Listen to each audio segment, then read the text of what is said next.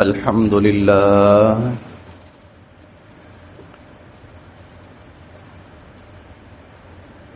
الحمد لله نحمده ونستعينه ونستغفره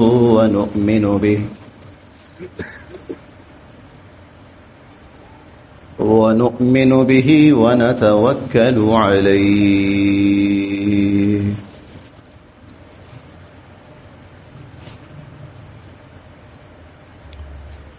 ونعوذ بالله من شرور أنفسنا ومن سيئات أعمالنا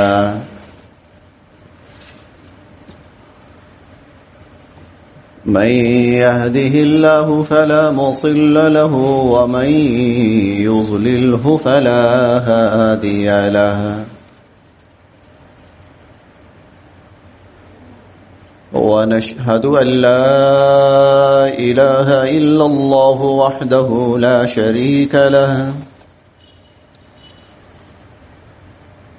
شريك له ولا نذير له ولا مثال له ولا مثل له ونشهد أن سيدنا وسندنا وحبيبنا وشفيعنا وقرة أعيننا ومولانا محمدا عبده ورسوله صلى الله عليه وعلى آله وأصحابه وبارك وسلم تسليما كثيرا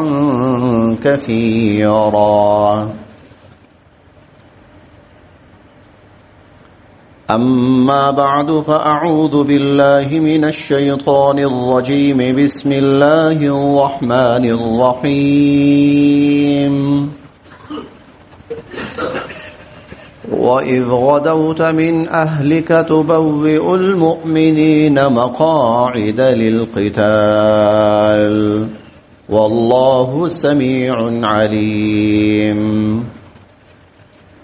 وقال تعالى ولقد صدقكم الله وعده إذ تحسونهم بإذنه حتى إذا فشلتم وتنازعتم في الأمر وعصيتم من بعد ما أراكم ما تحبون وقال تعالى ثم أنزل عليكم من بعد الغم أمنة نعاسا يغشى طائفة منكم وقال تعالى إن الذين تولوا منكم يوم التقى الجمعان إنما استزلهم الشيطان ببعض ما كسبوا ولقد عفى الله عنهم إن الله غفور حليم صدق الله العلي العظيم وبلغنا رسوله النبي الكريم الأمين ونحن على ذلك لمن الشاهدين والشاكرين والحمد لله رب العالمين तमाम हजरात एक मर्तबा अक़ीदत और मोहब्बत के साथ दुरूद पाक पढ़ लीजिए अल्लाहुम्मा सल्लि अला मुहम्मद व अला आलि मुहम्मद कमा सल्लैता अला इब्राहीम व अला आलि इब्राहीम इन्नका हमीदुम मजीद اللهم بارك على محمد وعلى آل محمد كما باركت على إبراهيم وعلى آل إبراهيم إنك حميد مجيد محترم حضرات قابل सर एहतराम मुअज़्ज़ज़ सामिईन ये जो आयात करीमा आप हजरात के सामने तिलावत की गई हैं ये आयात करीमा ग़ज़वा उहद से मुताल्लिक़ हैं और इन आयात में अल्लाह रब्बुल इज़्ज़त ने ग़ज़वा उहद के वाक़यात भी बयान फरमाए اور قیامت تک کی انسانیت کے لیے اس کے اندر جو سبق، پیغام، نصیحت، ہدایت ہے وہ بھی بیان فرمائی۔ تو آپ حضرات کے سامنے اسی نسبت سے اس کے 2-3 پہلو عرض کرنے ہیں۔ غزوہ احد کا ایک پہلو تو یہ ہے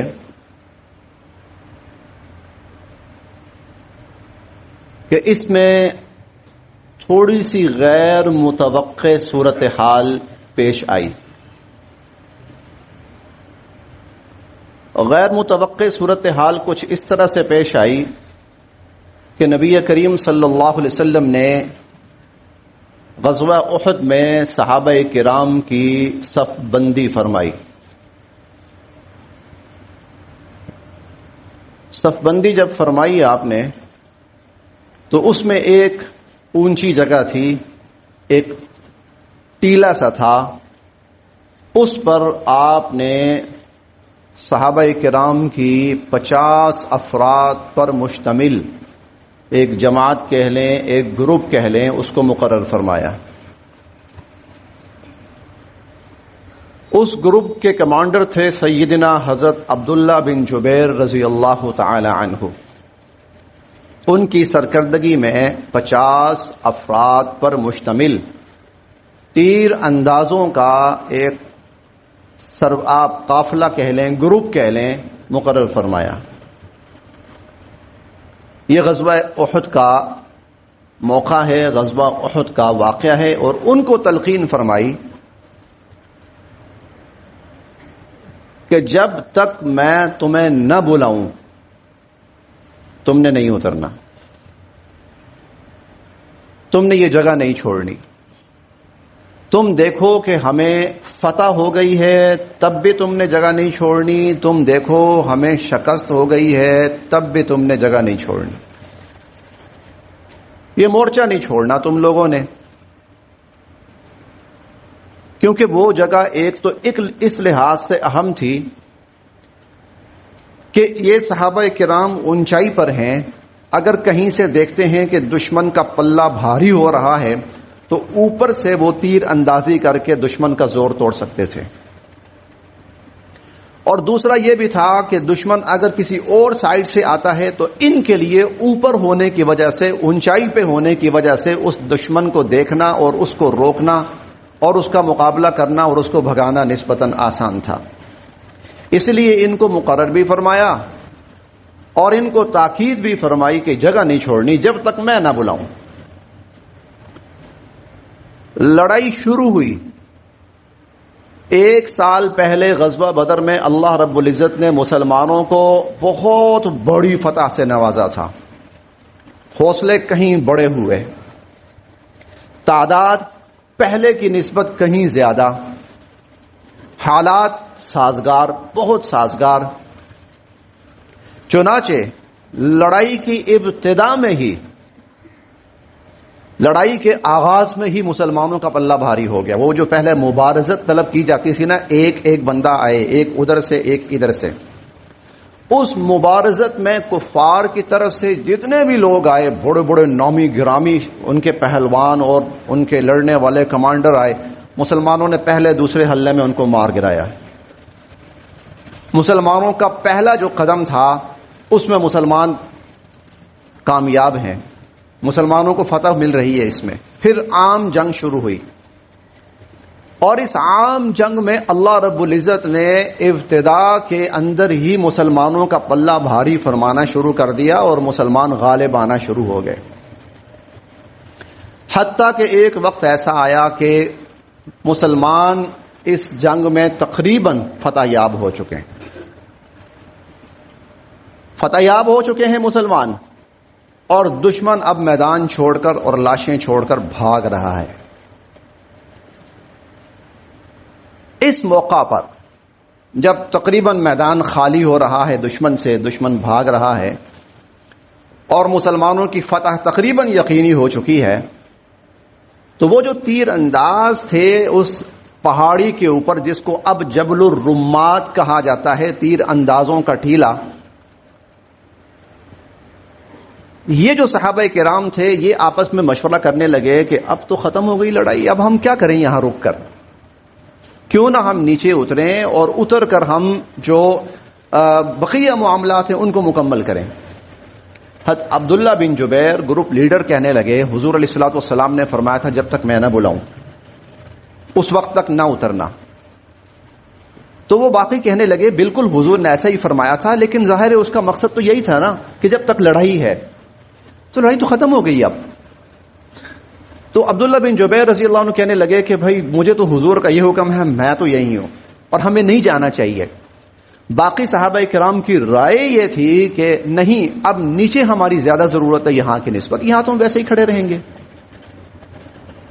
چنانچہ یہ صحابہ کرام رضوان اللہ علیہ مجمعین بڑی تعداد میں 41 یا 42 صحابہ کرام اتر آئے کہ یا تو ہم بھاگتے ہوئے دشمن کا تعاقب کریں اور اس کو دور بھگائیں، اور یا ہم جو مال غنیمت ہے اس کو اکٹھا کریں، یا ہمارے کو زخمی ہیں ہم ان کو اکٹھا کریں، یعنی ہم فارغ یہاں کھڑے رہنے کے بجائے ہم جو اہم کوئی کام ہے تو وہ انجام دیں۔ یہ صحابہ کرام رضوان اللہ علیہ مجمعین نیچے اتر آئے، نیت ان کی قطعاً غلط نہیں ہے، ابھی بھی وہ اسی لڑائی میں شامل ہیں، شامل رہنا چاہتے ہیں، زیادہ بہتر اپنی دانش میں کوئی زیادہ بہتر کام ہے تو وہ کرنا چاہتے ہیں۔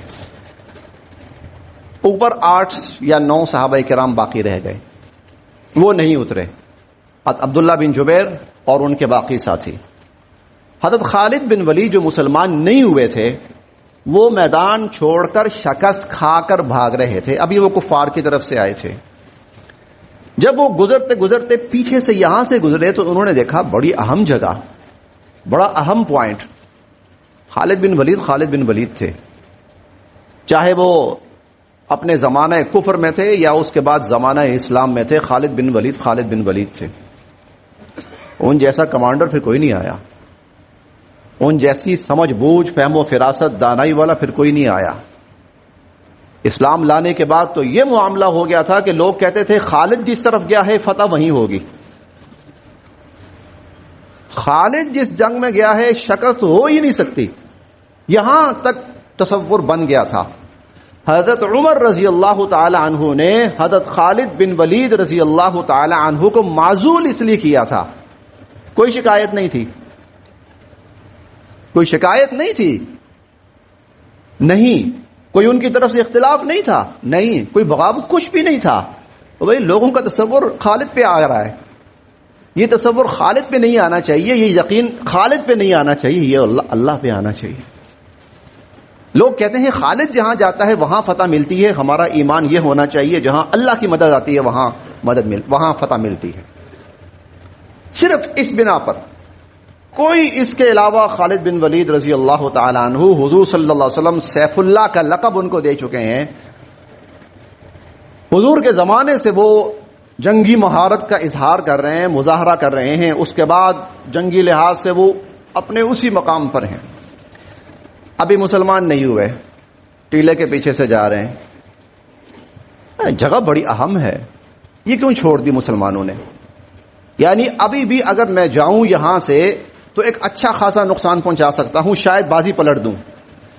چنانچہ اپنا جو گروپ تھا، جو ان کے ساتھی تھے، ان کے ساتھ حملہ کیا، تو یہ جو صحابہ کرام جو اوپر تھے مقابلہ انہوں نے کیا، لیکن تعداد میں کم تھے اور کفار تعداد میں زیادہ تھے، یہاں پر کفار بہتر پوزیشن میں تھے، یہ شہید ہو گئے سب۔ خالد بن ولید نیچے اترے، عقب سے مسلمانوں پہ حملہ کیا، مسلمان تیار نہیں تھے۔ ادھر خالد بن ولید نے فوراً 1-2 ساتھی دوڑائے کہ وہ جو باقی کفار ہمارے ساتھی جا رہے ہیں ان کو کہو ادھر سے میں آیا ہوں، ادھر سے تم آؤ، بازی پلٹیں، ہمیں ایک موقع مل رہا ہے ایک دوبارہ میدان کو اپنے ہاتھ میں لینے کا اور مسلمانوں کو نقصان پہنچانے کا۔ وہاں سے کافر پلٹا، یہاں پہ آ کر وہ نقصان ہوا مسلمانوں کو، جو پھر ہم پڑھتے ہیں قرآن کریم کے اندر بھی، احادیث مبارکہ کے اندر بھی، کہ بہت سارے صحابہ کرام پھر اس حملے میں اور دشمن کے اس حملے کے اندر شہید ہوئے۔ ان میں سیدنا حضرت حمزہ رضی اللہ تعالی عنہ، حضور علیہ الصلوۃ والسلام کے سگے چچا، وہ بھی شہید ہوئے۔ اس موقع پہ یہ بھی ہوا کہ وہ اچانک دو طرفہ حملہ اتنا شدید تھا. میں پھر کہہ رہا ہوں خالد بن ولید تھے. جنگی مہارت، دشمن کو نقصان پہنچانا، یہ خالد بن ولید پہ ختم تھا. اب مسلمان جب یکدم دو طرفہ ان پر حملہ ہوا، ہلہ بولا گیا، اور یہ غیر متوقع تھا. یہاں پر کچھ صحابہ کرام، بلکہ ایک بڑی تعداد صحابہ کرام وقتی طور پر ان کے پاؤں اکھڑ گئے. وقتی طور پر ان صحابہ کرام کے پاؤں اکھڑ گئے. اور وقتی طور پر ایسا بھی ہوا ان الذین تولوا منکم، کہ وہ جس طرف رخ ہوا اس طرف بھاگے. ہوا ہے اس موقع پر. لیکن میں یہاں ایک بات عرض کرتا چلوں، اس پر میں نے تھوڑی سی بات کرنی. میں نے کہا تھا نا 2-3 باتیں کرنی، ان میں سے ایک بات یہ ہے، اچانک پڑنے والی افتاد پر اور اچانک پیش آنے والے ناخوشگوار واقع اور حادثے پر انسان کا تھوڑا سا پریشان ہو جانا، یہ انسانی فطرت ہے. یہ انسانی فطرت ہے. اور اس انسانی فطرت سے انبیاء علیہم السلام بھی مستثنا نہیں ہیں. اس انسانی فطرت سے انبیاء علیہم السلام بھی مستثنا نہیں ہیں. ہو جاتا ہے. موسیٰ علیہ السلام کوہ طور پر اللہ تعالیٰ بلا رہے ہیں. اذ نادى ربك یا موسیٰ، جب اللہ نے پکارا ہے موسیٰ ادھر آؤ. اننی انا اللہ، میں اللہ ہوں. انا ربک، آپ کا رب. میں آپ کو نبوت سے سرفراز کر رہا ہوں. میں آپ کو رسالت دے رہا ہوں. میں آپ کو یہ ذمہ داری دے رہا ہوں. یا اللہ میرا بھائی موسیٰ علیہ السلام ہے، ہارون علیہ السلام ہے، تو ان کو بھی میرا ساتھی بنا دیجئے. وَأَخِي هَارُونُ هُوَ أَفْصَحُ مِنِّي لِسَانًا فَأَرْسِلْهُ مَعِيَ رِدْ أَن يُصَدِّقُنِي إِنِّي أَخَافُ أَن يُكَذِّبُونِ وَأَشْرِكْهُ فِي أَمْرِي، ہارون کو بھی میرے ساتھ شریک کر دیں. قَدْ أُوتِيتَ سُؤْلَكَ يَا موسیٰ، ٹھیک ہے موسیٰ، ہارون علیہ السلام کو بھی نبوت دے دی. آپ نبی بن چکے، رسول بن چکے، کریم اللہ بن چکے. ڈر نہیں ہے، اللہ سامنے ہے، دیکھ نہیں رہے. ہم کلامی کا شرف حاصل ہو رہا ہے، براہ راست ہم کلامی. کوئی دھوکہ نہیں ہے، کوئی افسانہ نہیں ہے. موسیٰ علیہ السلام براہ راست اللہ رب العزت سے ہم کلام ہیں. اور یہ واقعہ 20 مرتبہ قرآن کریم کے اندر آتا ہے. اے موسیٰ، آپ کو نبوت دے دی گئی، رسالت دے دی گئی، ذمہ داری بتا دی گئی. وما تلک بیمینک یا موسیٰ، اے موسیٰ تمہارے دائیں ہاتھ میں کیا ہے؟ اے موسیٰ یہ تمہارے دائیں ہاتھ میں کیا ہے؟ قال ہی عصائی، کہا یا اللہ یہ تو میری لاٹھی ہے. اچھا القیہا، ذرا اس کو زمین پر پھینکیے. فالقاہا، موسیٰ علیہ السلام نے اپنی لاٹھی زمین پر پھینکی. موسیٰ علیہ السلام اس وقت کسی دشمن کے نرغے میں پھنسے ہوئے نہیں ہیں. نہیں، کسی دشمن کے نرغے میں پھنسے ہوئے نہیں ہیں. موسیٰ علیہ السلام کہیں فرعون کے دربار میں نہیں کھڑے ہوئے کہ چاروں طرف دشمن ہے اور کسی وقت مجھے ناخوشگوار حادثہ پیش آ سکتا ہے. کہاں ہے؟ وادی طور میں. بالواد المقدس طوا، اے موسیٰ آپ تو بڑی مقدس وادی میں ہیں، جوتی اتار دیجیے. آپ کس کے ساتھ بات چیت کر رہے ہیں؟ اللہ سے براہ راست ہم کلامی ہو رہی ہے. اننی انا اللہ انا ربک، موسیٰ میں اللہ ہوں، آپ کا رب. اچھا یہ کیا ہے؟ لاٹھی. ڈالیے، پھینکیے. فالقاہا، موسیٰ علیہ السلام نے لاٹھی پھینکی. فَإِذَا هِيَ حَيَّةٌ تَسْعَىٰ، تو وہ تو ایک بہت بڑا سانپ اژدہا بن گئی اور وہ سانپ حرکت کر رہا ہے. اب جملہ سنیے اگلا، میرا نہیں ہے، آپ میں سے کسی کا نہیں ہے، کسی انسان کا نہیں ہے. اللہ رب العزت نے حضور علیہ الصلوۃ والسلام پر وحی اتاری. اور یہ جملے جو میں عرض کرنے لگا ہوں، پڑھنے لگا ہوں، یہ اللہ کے قرآن 16ویں پارے کے اندر بھی ہیں، 20ویں پارے کے اندر بھی ہیں، 19ویں پارے کے اندر بھی ہیں. لاٹھی سانپ بن گئی، اژدہا بن گیا. میں وہ خاص الفاظ پڑھنا چاہتا ہوں اللہ تعالیٰ کے، وَلَّا مُدْبِرًا وَلَمْ يُعَقِّبْ. موسیٰ علیہ السلام ایسے پیٹھ پھیر کے بھاگے کہ مڑ کے بھی نہیں دیکھا. وَلَّا مُدْبِرًا، یہ میں لفظ مدبرن جان بوجھ کے بار بار دہرا رہا ہوں. ابھی چند دن پہلے آپ نے شاید کہیں سوشل میڈیا کے اوپر وہ کچھ لوگوں کی بکواس سنی ہوگی، غلیظ، سیدنا حضرت عثمان رضی اللہ تعالیٰ عنہ کے حوالے سے.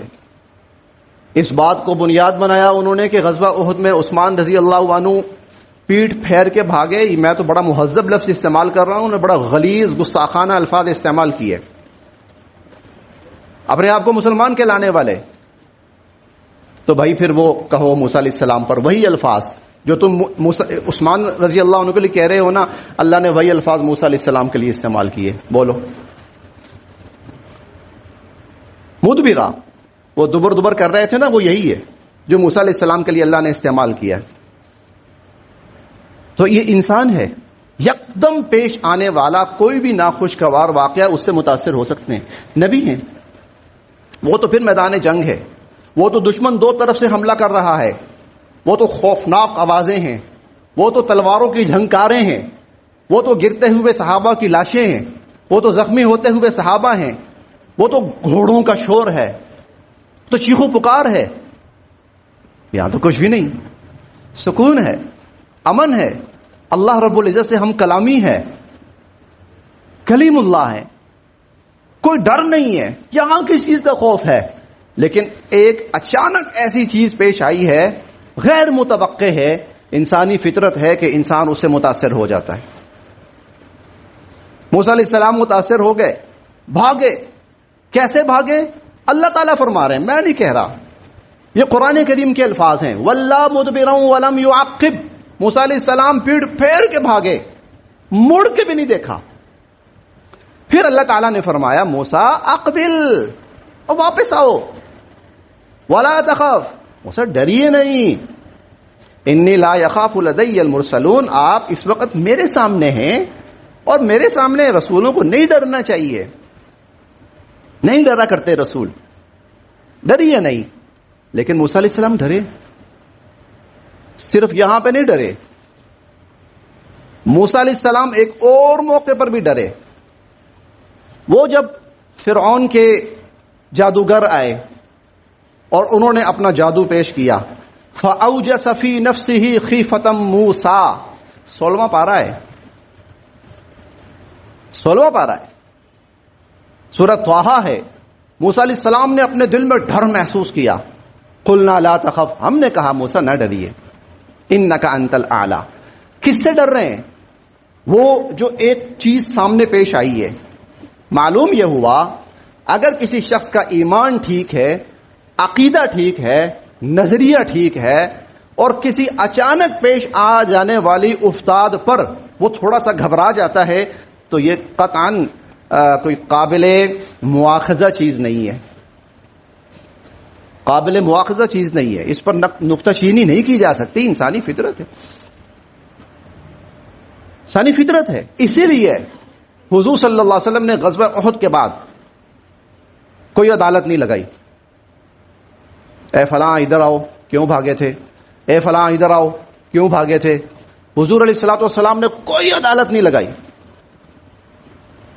ہاں آپ نے عدالت لگائی. کب؟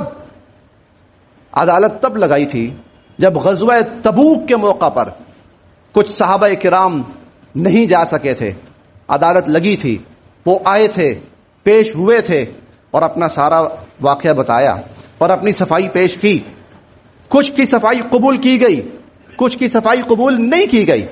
وآخرون مرجون لامر اللہ، کچھ ایسے بھی تھے جن کا معاملہ مؤخر کر دیا گیا، پینڈنگ میں ڈال دیا گیا، ابھی آپ کا فیصلہ نہیں ہوگا، ابھی آپ انتظار کیجئے.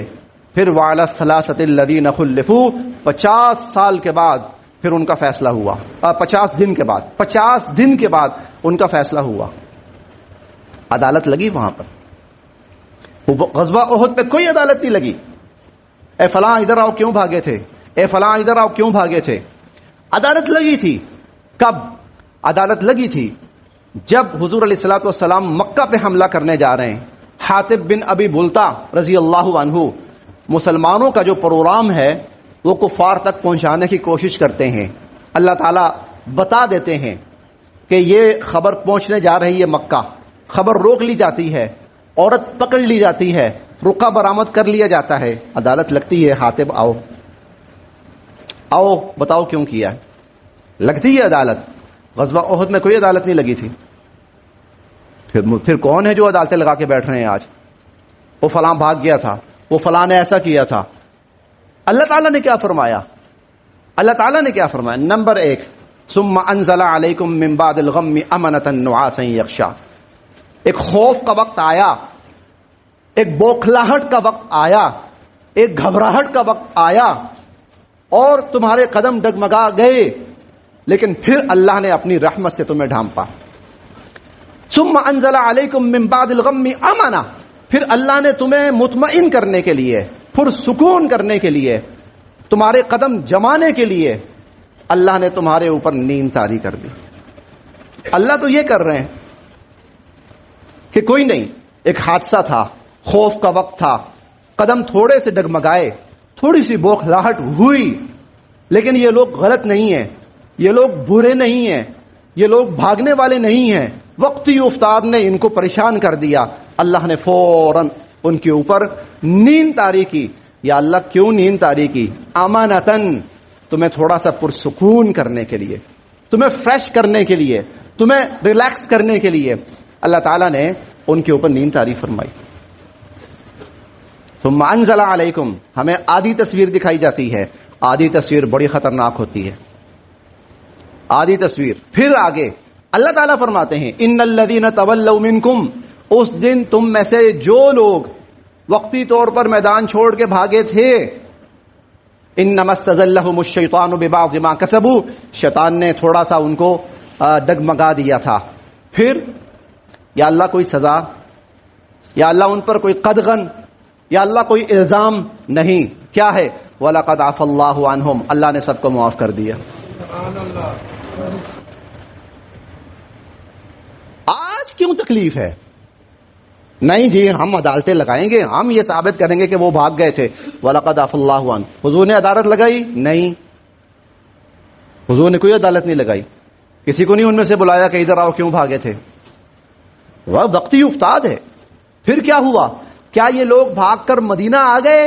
نہیں نہیں, یہ لوگ بھاگ کر مدینہ نہیں آئے. کہاں تھے یہ؟ پھر جب لڑائی دوبارہ شروع ہوئی, یہ سارے دوبارہ حضور کے ساتھ جمع ہو گئے. یہ سارے حضور کے ساتھ جمع ہو گئے. چنانچہ پھر کفار مسلمانوں کو جمع ہوتے دیکھ کر بھاگ گیا. کفار بھاگ گیا. یہ پورا آپ تیسرا پارہ پڑھیے, چوتھا پارہ پڑھیے, پورا غزوہ احد بھاگ گیا. کفار بھاگ گیا اور وہاں جا کر تھوڑا فاصلے پہ جا کر کچھ لوگوں کو بھیجا, وہ جاؤ مسلمانوں سے کہو کہ کافروں کی بہت بڑی فوج آ رہی ہے. کفار کی ان الذين استجابوا لله والرسول من بعد ما اصابهم القرح للذين احسنوا منهم واتقوا اجر عظيم الذين قال لهم الناس ان الناس قد جمعوا لكم. انہوں نے اپنے کچھ لوگ بھیجے, جاؤ پروپیگنڈا کرو اور جا کر مسلمانوں سے کہو ان الناس قد جمعوا لكم, کفار نے اپنی بہت بڑی فوج جمع کر لی ہے. فخشوهم, ڈرو ان سے. فزادهم ایمانا, ان کا ایمان اور بڑھ گیا, ان کا ایمان اور بڑھ گیا. وقالوا حسبنا اللہ, وہ کہنے لگے ہمارے لیے اللہ کافی ہے. ونعم الوکیل, بہترین کارساز ہے. یہ سب جن کے وقتی طور پر پاؤں اکھڑ گئے تھے, یہ سب دوبارہ اکٹھے ہوئے حضور صلی اللہ علیہ وسلم کے ساتھ. پھر آپ نے پیچھا کیا کفار کا, بھاگ گئے.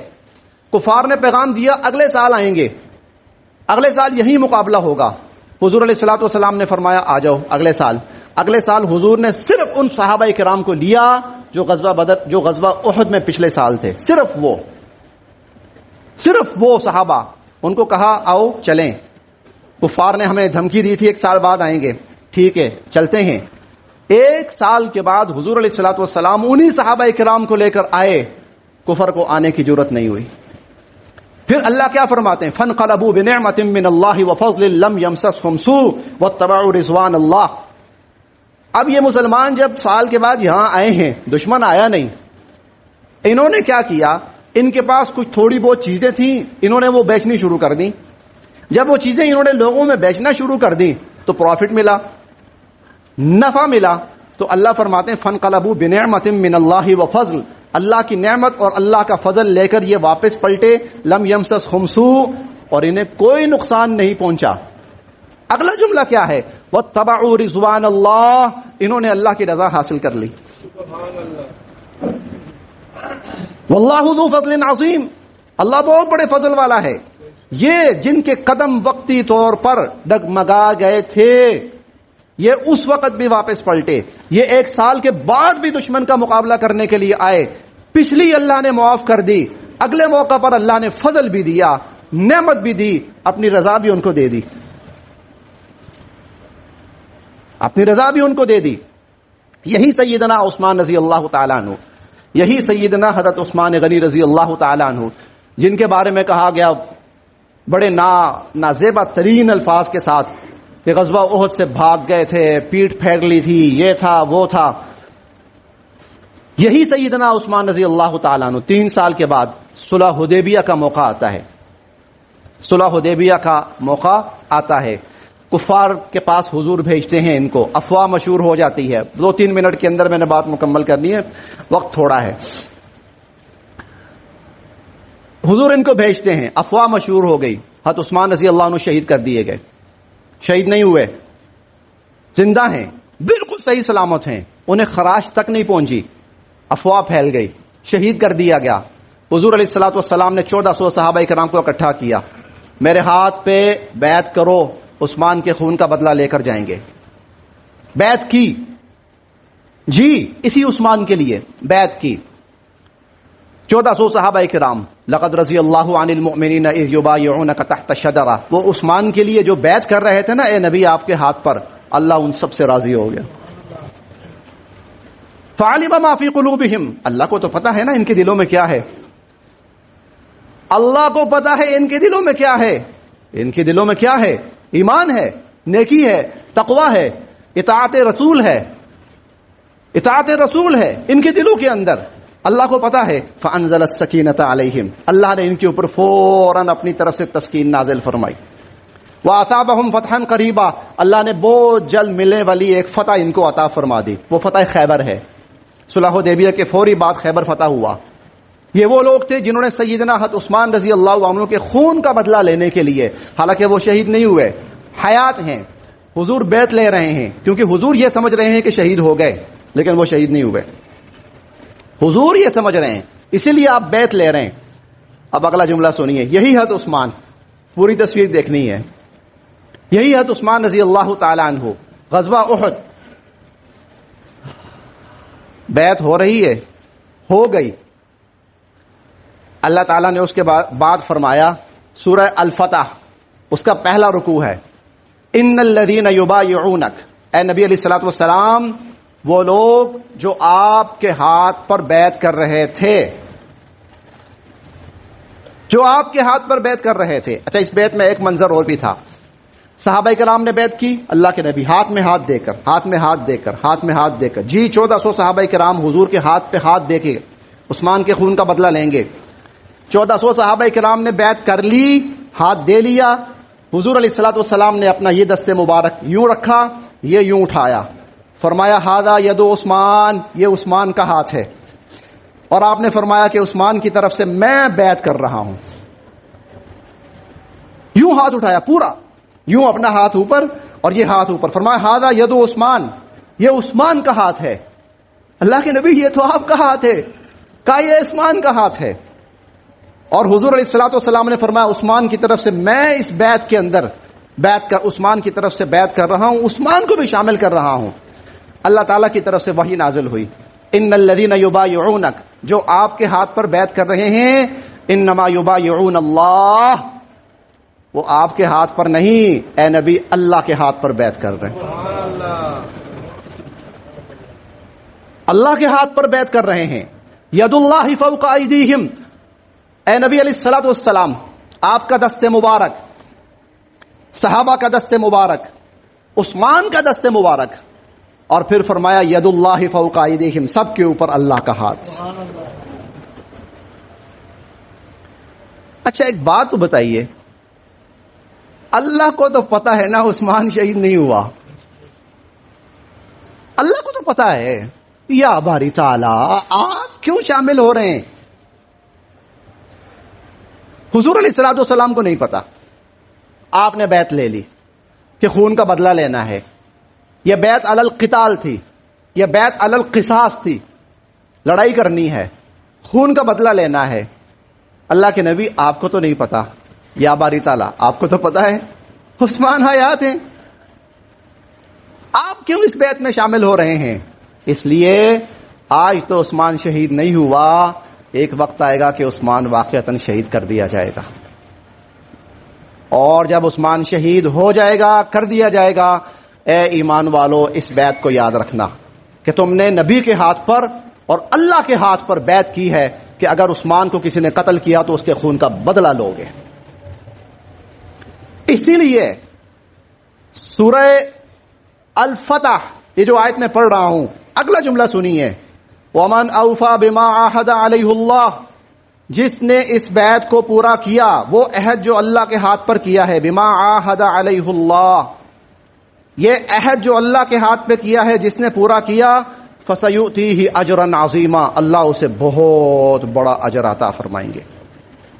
اور وَمَن نَكَثَ فَإِنَّمَا يَنكُثُ عَلَى نَفْسِهِ، جس نے اس بیعت کو توڑا کہ عثمان جب شہید ہوئے تو ان کے خون کا قصاص لینا ہے، بدلہ لینا ہے، جس نے اس بیعت کو توڑا اس کے توڑنے کا وبال اس کے اوپر ہوگا۔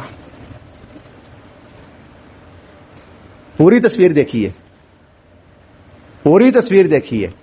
غزوہ تبوک حضرت عثمان رضی اللہ عنہ نے اتنی مالی خدمت کی کہ حضور علیہ الصلوۃ والسلام فرما رہے ہیں ما ضر عثمان ما عمل بعد اليوم، آج کے بعد عثمان کو کوئی عمل نقصان نہیں پہنچا سکتا۔ 13 دفعہ جس صحابی کو سب سے زیادہ جنت کی بشارت ملی، سب سے زیادہ 13 مرتبہ، وہ حضرت عثمان ہیں رضی اللہ تعالی عنہ و ارضاہ۔ تو غزوہ احد کا ایک منظر تو یہ آپ کے سامنے بیان کرنا تھا، یہ ضروری تھا، کیونکہ ہم بسا اوقات آج کے جو جدید مواصلاتی ذرائع ہیں، چلیں آسان لفظ بولتا ہوں، بہت سے ساتھیوں کو شاید یہ بھی سمجھ نہ آیا ہو کہ جدید مواصلاتی ذرائع کیا چیز ہوتی ہے، تو چلیں آسان لفظوں میں کہتا ہوں، جو سوشل میڈیا ہے، بسا اوقات ہم غلط طور پر اس سے متاثر ہو جاتے ہیں۔ ابھی پیچھے سیدنا حضرت عثمان رضی اللہ عنہ کی شان اقدس پہ بدترین گستاخی کی گئی، وہ غزوہ احد میں بڑے نازیبہ الفاظ کے ساتھ ذکر کیا گیا، بھاگ گئے تھے۔ ہاں جی پوری بات کریں نا، پھر کیا ہوا؟ واپس آئے تھے، پھر کیا ہوا؟ اللہ نے معاف کیا، پھر کیا ہوا؟ اللہ کے نبی نے معاف کیا، پھر کیا ہوا؟ پھر صلح حدیبیہ ہوئی، پھر کیا ہوا؟ صلح حدیبیہ میں حضور نے کسی کو اور کو نہیں بھیجا کفار کے پاس کہ جاؤ میری طرف سے بات چیت کرو، کسی اور کو نہیں بھیجا۔ ابو بکر بھی تھے، عمر بھی تھے، علی بھی تھے، باقی بھی تھے، عثمان کو بھیجا، عثمان کو بھیجا۔ انتخاب ایسا ہی نہیں ہوتا تھا جو نظر آیا بھیج دیا، سوچ سمجھ کر بھیجا۔ اور ذرا عثمان کے بارے میں غلط بات آئی، فرمایا اچھا میرے بھیجے ہوئے کو شہید کیا، اس کا خون بہایا ہے، نہیں چھوڑنا۔ اللہ کے نبی آپ تو احرام میں ہیں، احرام کی حالت میں ہیں، اسلحہ تو ہے ہی نہیں ہے، کہا جو بھی ہے جس حالت میں بھی ہیں بدلہ لے کے جائیں گے۔ اللہ نے فرمایا ٹھیک ہے، تم نے بیعت کی، تم بھی شامل ہو، میں بھی شامل ہوں، اب اس کو پورا کرنا ہے۔ وَمَنْ أَوْفَى بِمَا عَاهَدَ عَلَيْهُ اللَّهُ، جس نے اس بیعت کو پورا کیا، فَسَيُؤْتِيهِ أَجْرًا عَظِيمًا، اللہ اسے بہت بڑا اجر عطا فرمائیں گے۔ وَمَنْ نَكَثَ فَإِنَّمَا يَنكُثُ عَلَى نَفْسِهِ، اور جس نے اس بیعت کو توڑا، توڑنے کا وبال اس کے اوپر ہوگا۔ میں نے صرف قرآن پیش کیا ہے، کچھ بھی نہیں، اس کے علاوہ کچھ بھی نہیں۔ میں قرآن کا طالب علم ہوں، قرآن پڑھتا ہوں، لوگ آپ کو کہانیاں سناتے ہیں جھوٹی من گھڑت۔ اللہ پاک ہمیں صحیح جو حقیقت ہے اور صحیح جو اللہ کا اور اللہ کے نبی کا پیغام ہے اس کو سمجھنے کی توفیق نصیب فرمائے۔ اور اسی غزوہ احد کا ایک پہلو اور ہے، وہ انشاءاللہ پھر اگلے جمعے آپ کے سامنے عرض کیا جائے گا۔ اللہ تعالی ہم سب کے لیے عمل کی راہیں آسان